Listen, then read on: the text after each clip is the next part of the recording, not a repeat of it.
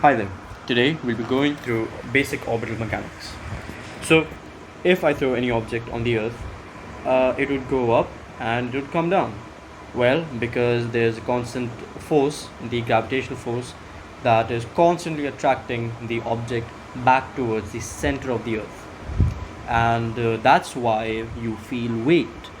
And that's how we measure things on a weighing scale on Earth, right? Because there is a force, and the force is given by this equation.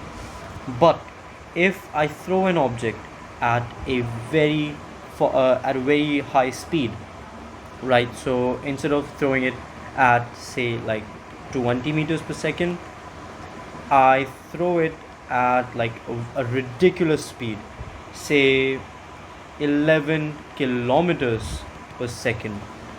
So first of all, going from 0 to 11 kilometers per second is going to require a lot of energy, so it is in no way practical. But let's just assume, right, that is going to make the object escape the gravitational pull of the Earth, and it would start, well, in our case it would just escape the it's called the sphere of gravitational influence. It would escape the Earth and move into a trajectory in space. However, if we achieve the same velocity but perpendicular, so in tangent to the Earth's surface, what we would achieve is called a stable orbit. Now, let's say I have a rocket and it starts going like this, and it over here it burns a lot, and then we have circularized the orbit, right? So the orbit is nothing but just throwing something so fast that it's about to fall down. But it's going so fast tangential to the Earth that it misses the Earth's curvature and it falls ahead of it. And this keeps on repeating, and then you have a stable orbit. Well, of course, you would be assuming a lot of things like no air resistance, and the mass of the rocket, and the gravitational pull, and at what altitude are you actually orbiting. And all of those are given by the equation for the escape velocity of any given object on a given planet. So, if I want to find the escape velocity of any object on any planet, I would first find the mass of that planet divided by the radius between the point at which we are orbiting and the center of gravity of the planet, and then take the square root of that, and that should give us the escape velocity. And what the escape velocity basically means is that now you have literally escaped the planet. Now you're not going to fall down onto it. Either you're orbiting it or you've left it and you're on a exit trajectory, as it will be called. So that is escape velocity. But once you've achieved escape velocity and once you've reached your desired orbit, you may want to raise that orbit or you may want to lower it depending on your needs. For example, if the space shuttle is going to dock to the ISS, it would need to first get into a stable low Earth orbit and then maneuver itself by adjusting the orbit to dock to the ISS. And to decrease or increase the radius of your orbit, you would perform something known as the Hohmann transfer.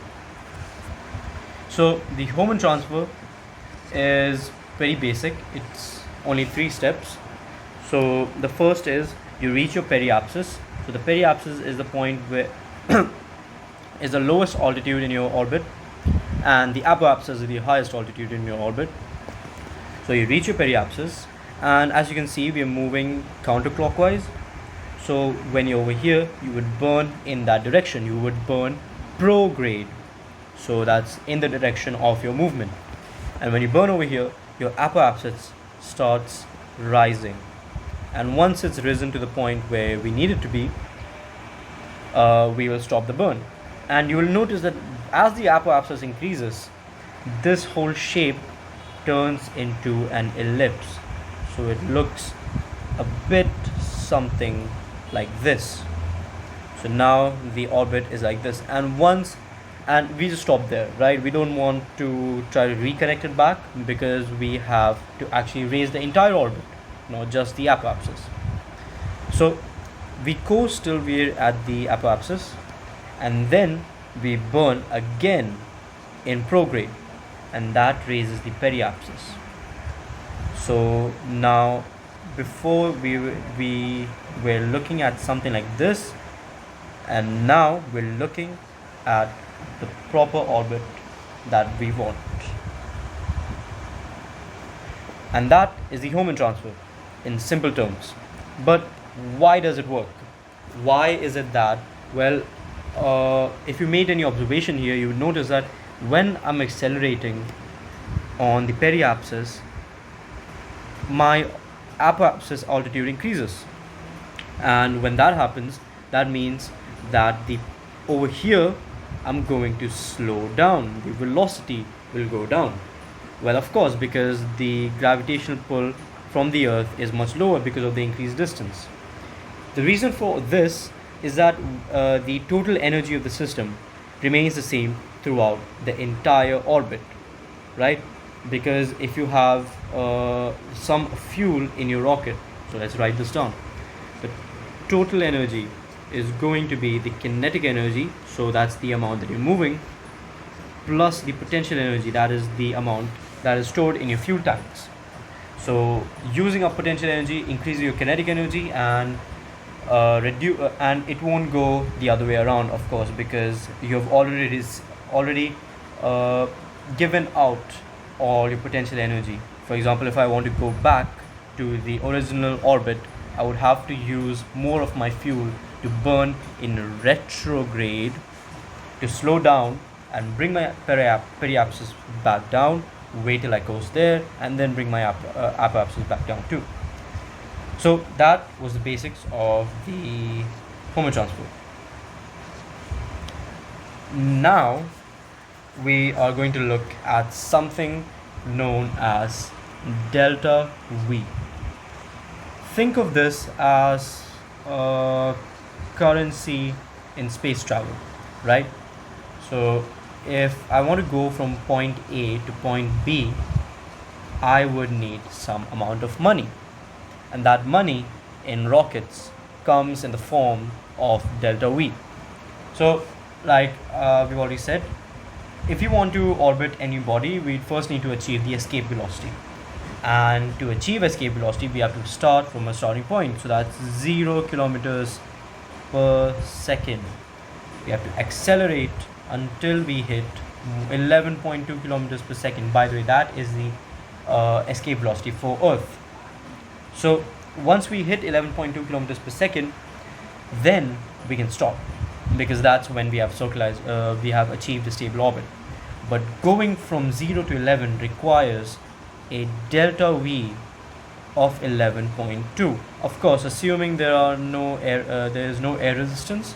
If there was air resistance, you would have to account for that, because as you're pushing through and as you're burning your fuel, air would push back on the rocket, and some of it would go into waste, and it wouldn't really increase your velocity at all. So how do you figure out the amount of delta V you have? There is a simple equation. So the delta V is equal to the specific impulse of the rocket engine that you're using. So the rocket engine, okay, we'll get into that later on. So specific impulse of the rocket engine times the gravity times the natural log of the ratio of the initial mass and the final mass. So this is just the natural log, and the argument of this given natural log is just the initial mass and over the final mass. So if, let's say, we have a rocket that's 11 kilotons, right? If you have a rocket that's 11 kilotons, and we put in 9 kilotons of fuel in it, right? Then we would come out to be at, so the initial would be 20 kilotons divided by 11. So that's after we've burnt out all our fuel, 11 kilotons. So in our given case, it would be the specific impulse of the engine times 9.81, we're on Earth, times the natural log. So that's just the natural log of 20 by 11. So you multiply all that, and that gives you the amount by which you can change your velocity. Now, of course, the specific impulse depends from the environment, the structure of the rocket itself, and the structure of the engine. So if I have an engine, well, this is what most engines would look like. If I have an engine over here, hot air comes from here, it expands over here and leaves at very high velocity and pushes the whole rocket forward.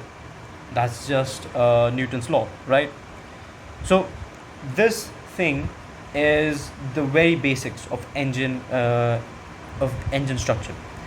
If I have, let's say, a very wide engine, right? If the opening is very wide, it wouldn't be as efficient. Okay, it wouldn't be as efficient as the engine that has a much tapered down opening. Of course, this is in sea level because the air pressure surrounding would be much higher and you wouldn't have as much thrust produced. But here the air is much more compressed and you would have thrust produced. But when you go in space, the specific impulse changes, and that's why you see rockets having different stages with different types of engines in each stage.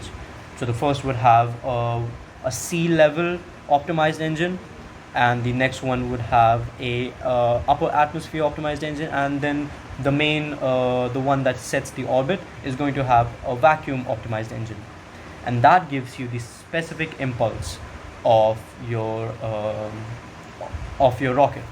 And when you multiply all of that, the product gives you the total amount of velocity you can change.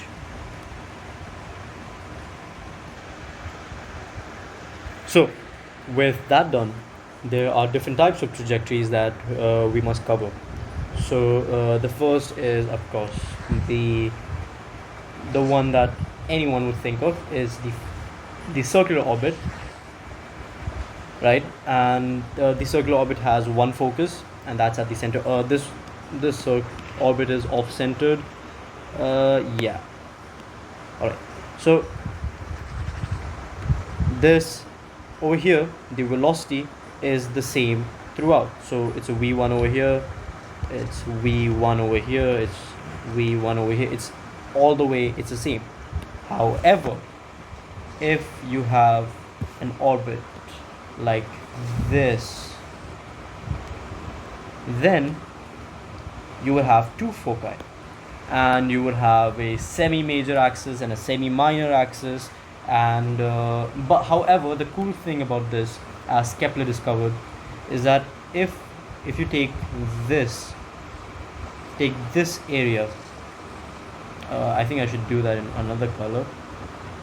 If you take this area and you take this area,